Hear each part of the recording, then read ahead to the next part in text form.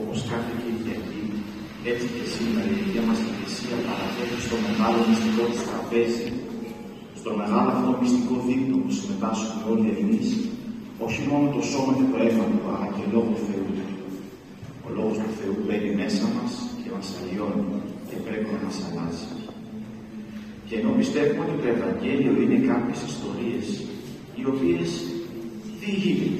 διηγείται η Εκκλησία μας, και είναι ωραίες και ευχάριστες και πνευματικές, στην ουσία το Ευαγγέλιο μας περιγράφει τις στιγμές της ζωής μας, τις οποίες πρέπει να αλλάξουμε. Το Ευαγγέλιο λοιπόν είναι ποια πράγματα πρέπει να αλλάξουμε από τη ζωή μας. Και είναι πολύ ευαίσθητες αυτές οι οδηγίες. Στο σημερινό Ευαγγελικό ανάγνωσμα πλησιάζουν τον Χριστό δύο τυφλοί και τους ζητούν να γίνουν καλά. Και ο Χριστός τους λέει: πιστεύετε, πιστεύετε λένε αυτοί. Και ακουμπάει τα μάτια τους, και αμέσως ήρθε το φως και είδαν. Και τους λέει ο Χριστός: μην πείτε πουθενά το θαύμα το οποίο σας έγινε. Και μάλιστα εξευκρινίσατε με πολύ αυστηρό τρόπο το είπε ο Κύριος. Γιατί ο Χριστός ήξερε την καρδιά τους. Δεν ήθελε να βγουν εκεί έξω και να πούν το θαύμα που έγινε σαν θαύμα. Ότι ο Χριστός είναι θαυματοποιός. Ο Χριστός ποντάρει στην πίστη μας. Την πίστη δεν να βάλει μέσα μας. Πιστεύεις, λέει, πιστεύω από το ζωάδος. Ήρθε χάρη στο Θεό, έγινε το θαύμα. Στην πίστη έγινε το θαύμα. Αυτοί οι δύο τυφλοί μόλις έγιναν καλά, λέει το Ευαγγέλιο, βγήκαν έξω και το έλεγαν παντού. Ως τι το έλεγαν παντού? Ως ένα θαύμα που τους έγινε. Καθόλου πίστη. Ένα θαύμα που τους έγινε. Γι' αυτό και έτσι αλλοιώθηκε ο λόγος για τον οποίο έκανε το θαύμα ο Χριστός. Και εκεί έξω διαδόθηκε ότι είναι θαυματοποιός. Και έρχονταν να δουν κάτι περίεργο οι άνθρωποι. Όχι πλησιάζαν τον Χριστό για να δυναμώσει η πίστη τους, για να πάρουν απάντηση για το σκοπό της ζωής, αλλά για να δουν ή να ζήσουν ένα θαύμα. Κάτι σαν ένα θέατρο. Αυτό λοιπόν το γεγονός, το ότι άλλος είναι ο Χριστός και άλλον εμείς οι χριστιανοί διαφημίζουμε εκεί έξω ότι είναι ο Χριστός, είναι μέχρι σήμερα. Λένε πολλοί συνανθρωποί μας στεναχωρημένοι. Ακούω παντού για θαύματα. Εμένα δεν μου έχει γίνει θαύμα. Εάν δεν μου γίνει θαύμα, δεν θα πιστέψω. Αυτό το κακό έχει η διάδοση συνεχώς θαυμάτων ως θαύμα και όχι ως αποτέλεσμα της πίστεως, της αγάπης, της λατρείας, της καθαρής μας καρδιάς, στην οποία επεμβαίνει το Άγιο Πνεύμα και αλλάζει τους φυσικούς νόμους. Δίνουμε λάθος εντύπωση περί του Θεού εκεί έξω. Και το φυσικό αποτέλεσμα είναι ότι στο επόμενο θαύμα που έκανε ο Χριστός, που ένα δαιμονισμένο τον έκανε καλά, πάλι στο σημερινό Ευαγγελικό ανάγνωσμα, τι του λέγανε οι Ιουδαίοι? Τι λέγανε οι Ιουδαίοι εκεί έξω στον κόσμο? Με τα δαιμόνια είναι φίλος ο διάβολος, ο Χριστός, τα δαιμόνια του κάνουν τη χάρη και γίνει το θαύμα. Δηλαδή δια του διαβόλου κάνει ο Χριστός θαύματα, λέγανε οι Ιουδαίοι εκεί έξω. Και αυτό ήταν πιστευτό. Γιατί σου λέει αυτό δεν έχει κάνει παντού θαύματα, άρα κάποιος τον βοηθάει. Δεν είναι ο ίδιος Θεός. Λάθος αντίληψη περί Θεού. Και αυτή η λάθος αντίληψη περί Θεού δημιουργεί μεταξύ των ανθρώπων έρηδες και διχόνοιες και αποστασίες από οικογένειες και από ωραίους θεσμούς. Και έχουμε μεταξύ μας φαγώματα, γιατί ο ένας βλέπει αλλιώς τον άλλο. Αν σε μένα γίνει ένα θαύμα, θα το δει ο άλλος δίπλα και θα πει: γιατί του δίνει θαύμα σε αυτόν? Δεν θα σκεφτεί καθόλου την πίστη. Ότι πρέπει και αυτός να πιστέψει πολύ για να γίνει σε αυτόν ακόμα πιο μεγάλο θαύμα. Αυτή λοιπόν η ομόνοια της Εκκλησίας διαταράσσεται. Και στο σημερινό αποστολικό ανάγνωσμα έρχεται ο Απόστολος Παύλος στην προσωρινή επιστολή και το εξηγεί ακόμα περισσότερο. Πρέπει, λέει, εμείς όλοι οι χριστιανοί να έχουμε εναυτόφρονούντες. Να φρονούμε, να πιστεύουμε, να νιώθουμε το ίδιο πράγμα. Ένα είμαστε μεταξύ μας. Ένα. Δεν υπάρχει μέρος στο στρατόπεδο Α, στρατόπεδο Β. Εναυτόφρονούντες. Και όπως ο Χριστός προσέλαβε εμάς, να προσλαμβάνουμε και εμείς τους αδελφούς μας. Εμείς είμαστε αματώδοι άνθρωποι. Και όμως τολμάμε και κοινωνούμε το σώμα και το αίμα. Και μας προσλαμβάνει ο Χριστός. Και μας κάνει σώμα του και αίμα του. Και μετέχουμε της θεότητας. Προσλαμβάνει λοιπόν ο Θεός, ο αθάνατος Θεός, ο παντοδύναμος, τον ασήμαντο άνθρωπο. Τον ανεβάζει ψηλά.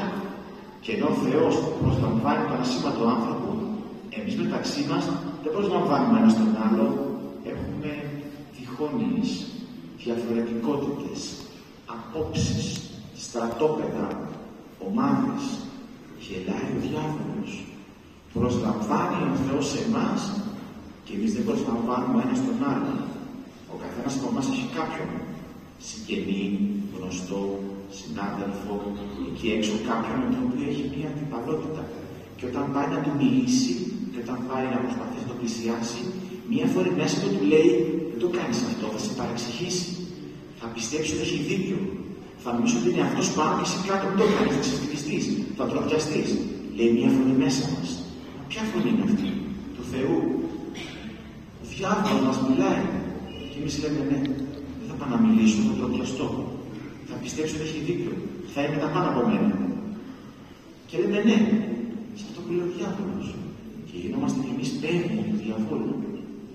Και για να μην έχουμε μέσα μας αμφισβητήσει ότι μπορεί έστω και όντως πραγματικά να υποστούμε λιδωρία και να ξεφτυλιστούμε.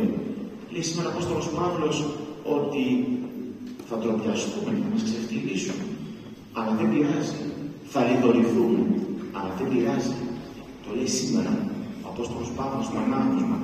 Δεν πειράζει εάν για την αγάπη του Χριστού μας κοροϊδέψουν άλλοι άνθρωποι. Έχουμε λοιπόν μια εύκολη ορολογία πίστεως.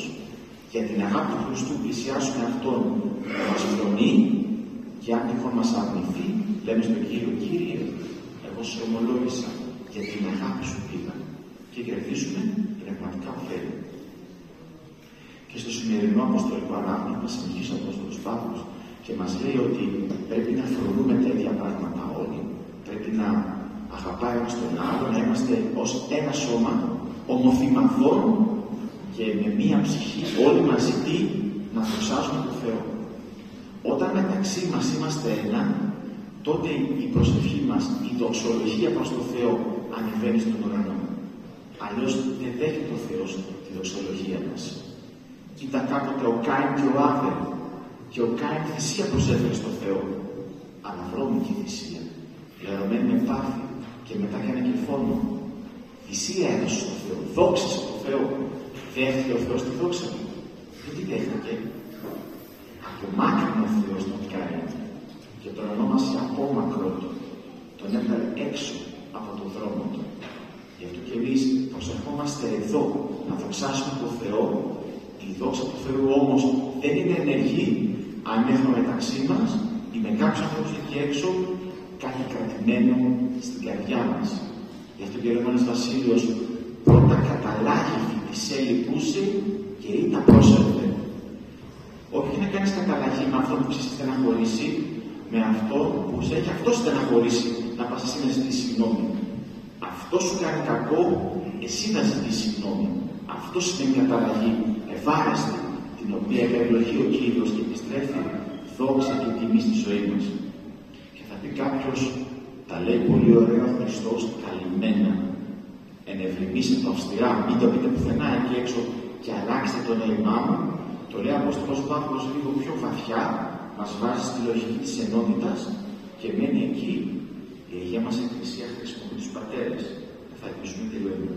Τους πατέρες, οι οποίοι πατέρες στο ίδιο πνεύμα κινούμενοι, ακούστε πώς περιγράφουν το γεγονός της πίστεως και αυτό που δημιουργεί μέσα μας και τη δύναμη που δημιουργεί μέσα μας. Η δύναμη σε εκείνη είναι αυτός ο παράκλητος. Η δύναμη που δίνει ο Θεός, η αγάπη, είναι ο παράκλητος, το Άγιο Πνεύμα. Ώστις, δια της δυνάμεως της πίστεως, εξάπτει την ψυχή.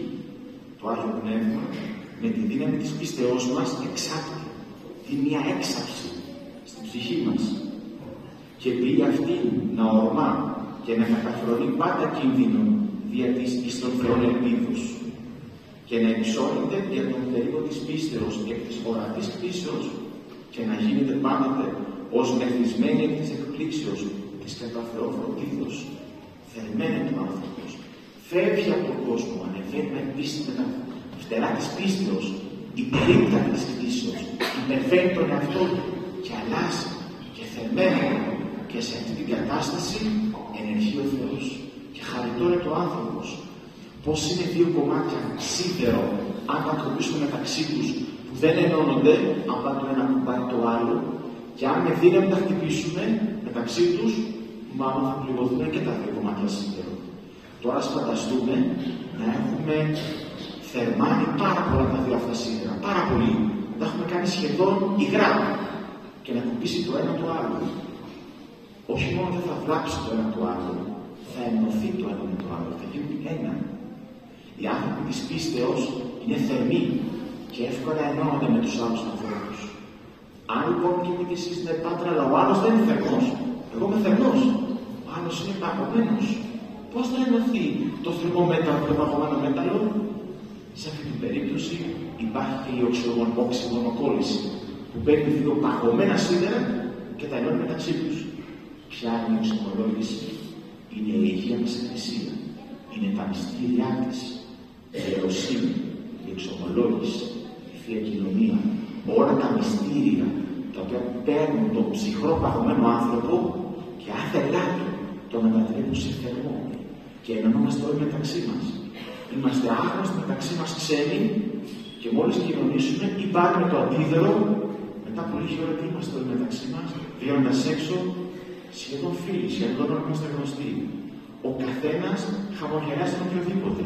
Μπορεί να μιλήσει ο ένας τον άλλο, να του πει καλημέρα, μια συγγνώμη που σας ακούμπησα και σε έσπρωξα, ξαφνικά όλοι γινόμαστε ένα σώμα.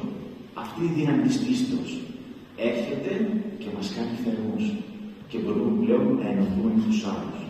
Με την ευχή λοιπόν, αδελφοί μου, να μπορέσουμε και εμείς να βιώσουμε το γεγονός της πίστεως, το όφελος του Αγίου Πνεύματος και τα χαρίσματά του, τη θερμοκρασία που μέσα μας αλλοιώνει και μας κάνει άλλους ανθρώπους, να πορευτούμε στην υπόλοιπη ζωή μας και να είμαστε εύκολοι στη χάρη του Θεού, θερμοί στην πίστη, αλλά και έτοιμοι να προσλάβουμε το Άγιο Πνεύμα για να πορευτούμε με ένα κρίσεως εύκολα στο παράδεισο της δόξης. Αμήν.